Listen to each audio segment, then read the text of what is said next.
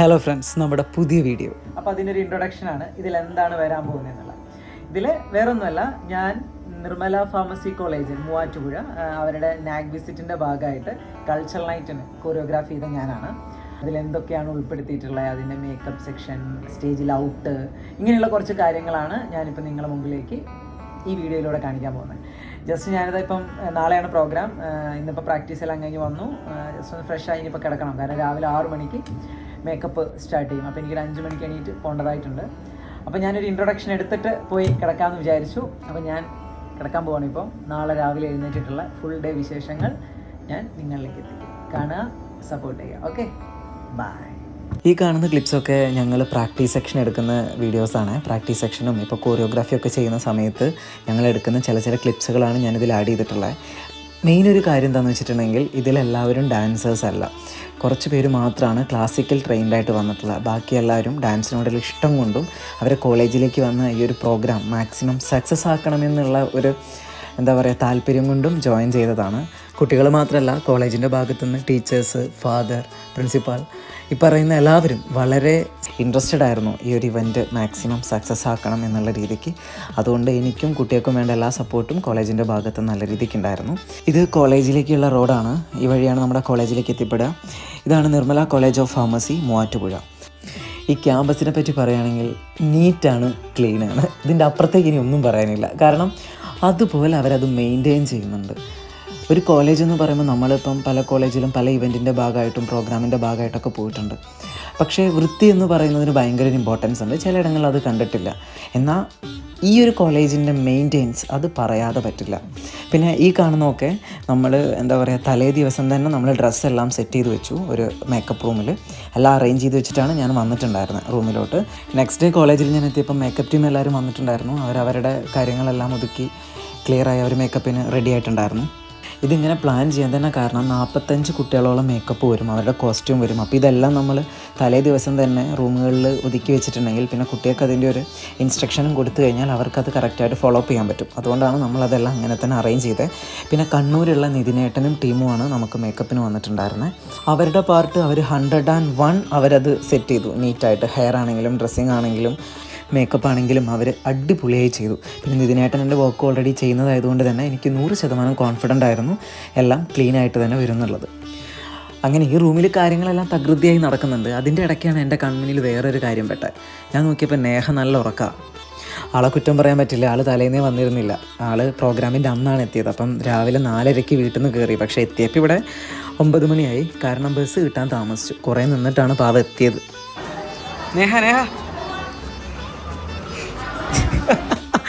സത്യം പറയട്ടെ, ഒരാളുടെ ഉറക്കം കളഞ്ഞപ്പോൾ എനിക്ക് ഭയങ്കര ഇഷ്ടമായി. ഇപ്പോൾ ഈ ക്ലിപ്പ് കണ്ടപ്പോൾ എനിക്ക് ഭയങ്കരമായിട്ട് ചിരി വരുന്നത്. എന്താ അവസ്ഥ അല്ലേ. ഇത് താടിക്കാരനെ കണ്ടോ? ആ താടിക്കാരൻ മൃണാളേട്ടനാണ്. ആൾ അടിപൊളിയായിട്ട് ഹെയർ ചെയ്യും. തൊട്ടപ്പുറത്ത് നിൽക്കുന്ന ഏട്ടൻ നന്നായി ഡ്രസ്സും ചെയ്യും കേട്ടോ. പിന്നെ ഞാൻ ഈ ഒരു വീഡിയോ ഇങ്ങനെ എടുക്കണം എന്നല്ല വിചാരിച്ചത്. ഇനി ഞാൻ അതിൻ്റെ കാര്യം കൂടെ പറയാം. കാരണം എൻ്റെ വീഡിയോ ഡീറ്റെയിൽ ആയിട്ട് എടുക്കണം എന്നായിരുന്നു ഞാൻ വിചാരിച്ചത്. പക്ഷേ ഞങ്ങളോട് ടൈമിംഗ് പറഞ്ഞിട്ടുണ്ടായിരുന്നത് ഈവനിങ് 6:30 ആയിരുന്നു പ്രോഗ്രാമിൻ്റെ സമയം. അതായത് കൾച്ചറൽ പ്രോഗ്രാമിൻ്റെ സമയം നമ്മൾ പറഞ്ഞിട്ടുണ്ടായിരുന്നത്.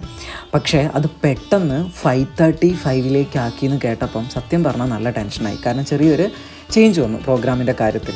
അപ്പം അറിയാലോ എത്രത്തോളം തിരക്ക് കൂട്ടേണ്ടി വരും. ഈ 45 പേരെ നമ്മൾ റെഡിയാക്കണം. ഒരു സ്ഥലത്ത് കഥകളിക്ക് ചൂട്ടി കുത്തുന്നുണ്ട്, ഒരു സ്ഥലത്ത് ഓട്ടംതുള്ളൽ ഒരുങ്ങുന്നുണ്ട്, ഒരു സ്ഥലത്ത് മോഹിനിയാട്ടത്തിന് ഒരുങ്ങുന്നുണ്ട്, ഭരതനാട്യത്തിന് ഒരുങ്ങുന്നുണ്ട്, കുച്ചിപ്പുടിക്ക് ഒരുങ്ങുന്നുണ്ട്. ഇതെല്ലായിടത്തും ഞാൻ ഓടിയെത്തണം. അതുകൊണ്ട് തന്നെ ഞാൻ വിചാരിച്ച രീതിയിൽ അന്ന് എനിക്ക് വീഡിയോ എടുക്കാൻ പറ്റിയില്ല. പിന്നെ ഇതാ സമയമായി തുടങ്ങി. ടീച്ചേഴ്സ് എല്ലാം നമ്മളെ വിളിച്ചു, ഗസ്റ്റ് എല്ലാം വന്ന് സ്റ്റേജിലേക്ക് ഇരുന്നു. പ്രമോദം എല്ലാം റെഡി ആവണം. നല്ല ആ ഒരു നമുക്കുള്ളൊരു ഇൻസ്ട്രക്ഷൻ കിട്ടി കഴിയുമ്പോൾ പിന്നെ എത്രത്തോളം സ്പീഡാവുമെന്ന് അറിയാലോ. അങ്ങനെയെല്ലാം ചടപടയെന്ന് ഞങ്ങൾ കഴിച്ചു. കുട്ടികളെ സ്റ്റേജിലോട്ട് കയറ്റി. ഡാൻസിൻ്റെ ഫുൾ വീഡിയോ ഞാൻ അപ്ലോഡ് ചെയ്യുന്നില്ല, കാരണം 30 മിനിറ്റ്സോളം ഡ്യൂറേഷൻ വരും. പിന്നെ അത് മാത്രമല്ല, പാട്ടിനൊക്കെ കോപ്പിറൈറ്റും കാര്യങ്ങളൊക്കെ വരുന്നതുകൊണ്ട് തന്നെ ഞാനതിൽ സോങ്ങിൻ്റെ വീഡിയോസ് ഒന്നും ഇതിൽ ആഡ് ചെയ്യുന്നില്ല. ഇത് നമ്മൾ കെമിസ്ട്രി മൂവിയിലെ ഒരു സോങ്ങിൻ്റെ ഭാഗമാണ് ഇപ്പോൾ കണ്ടുകൊണ്ടിരിക്കുന്നത്. ഇത് ഈ ഡാൻസിൻ്റെ അവസാന ഭാഗങ്ങളാണ്.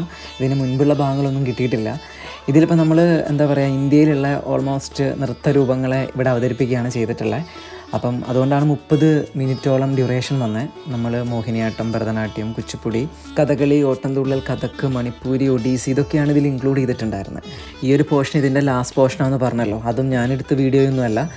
ഞാനും രഘുലും നേഹയാണ് ഈ പ്രോഗ്രാമിന് വേണ്ടി അവിടെ ഉണ്ടായിരുന്നത്. അപ്പം ഞങ്ങൾ ശരിക്കും പറഞ്ഞാൽ ഈ സ്റ്റേജിൻ്റെ പുറകിലായിരുന്നു. ഇന്നിപ്പോൾ ഈ വീഡിയോ എഡിറ്റ് ചെയ്ത് അപ്ലോഡ് ചെയ്യുന്നവരെയും ഞാൻ ഈ ഡാൻസ് നേരിട്ടിട്ടോ വീഡിയോ ആയിട്ടോ ഞാൻ കണ്ടിട്ടില്ല. കുട്ടികൾ ഓരോരുത്തർ പറഞ്ഞതും ടീച്ചേഴ്സ് ഓരോരുത്തർ പറഞ്ഞതും പിന്നെ അവിടുത്തെ ഗസ്റ്റ് പറഞ്ഞതുമായിട്ടുള്ള ഒരു കമൻസിൽ മാത്രമാണ് ഞാൻ ഈ സംഭവം ഗംഭീരമായിരുന്നു, എല്ലാവർക്കും ഇഷ്ടമായി എന്നുള്ളത് ഞാൻ മനസ്സിലാക്കി. ഞാൻ കണ്ടിട്ടല്ല, ഞാൻ കണ്ടത് ഈ അവസാനം നിങ്ങൾ ഈ കണ്ടുകൊണ്ടിരിക്കുന്ന ക്ലിപ്പല്ലാതെ ഞാനും ഇതിൻ്റെ മൊത്തത്തിലുള്ള വിഷ്വൽ ഞാനും കണ്ടിട്ടില്ല. ഞങ്ങളുടെ പുറകിലെ ഡ്യൂട്ടി എന്തായിരുന്നു വെച്ചിട്ടുണ്ടെങ്കിൽ ചെറിയൊരു ഡ്രസ് ചേഞ്ചിങ് ഉണ്ടായിരുന്നു ഡാൻസിൻ്റെ ഇടയ്ക്ക്, അത് ചെയ്യണമായിരുന്നു.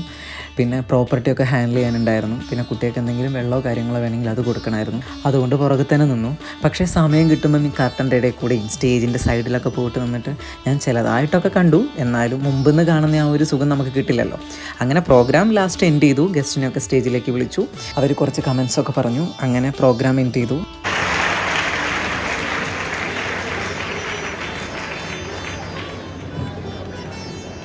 Now I request everyone to kindly rise for the national anthem. ദേശീയഗാനത്തിന് ശേഷം ഫോട്ടോ സെക്ഷനായിരുന്നു. അപ്പോൾ ഞാൻ എൻ്റെ എല്ലാ കുട്ടികളുടെ കൂടെയും നിന്നിട്ട് ഓരോരോ ടീമായിട്ട് നിന്ന് ഞങ്ങൾ ഫോട്ടോസ് എല്ലാം എടുത്തു. അങ്ങനെ ജീവിതത്തിൽ ഓർമ്മിക്കാൻ കുറേ നല്ല ഓർമ്മകൾ സമ്മാനിച്ചുകൊണ്ട് ഞങ്ങൾ ഈ ഒരു പ്രോഗ്രാം ഇവിടെ അവസാനിച്ചു. എന്നാൽ ഈ വീഡിയോയുടെ അവസാനിക്കുമ്പോൾ എനിക്ക് കുറച്ച് പേരോട് താങ്ക്സ് പറയാതിരിക്കാൻ പറ്റില്ല. നിർമ്മല കോളേജ് ഓഫ് ഫാർമസിയിലെ father Jose, father Peter, Merin miss, Greeshma miss and Bheema, പിന്നെ എൻ്റെ കൂടെ പ്രാക്ടീസിന് വന്ന നേഹ, രഘുൽ, നിതിനേട്ടൻ ഉൾപ്പെടുന്ന മേക്കപ്പ് ടീം ആൻഡ് ഇതിൽ പാർട്ടിസിപ്പേറ്റ് ചെയ്ത എല്ലാ കുട്ടികൾക്കും ഒത്തിരി സന്തോഷത്തോടെ താങ്ക് യു സോ മച്ച്.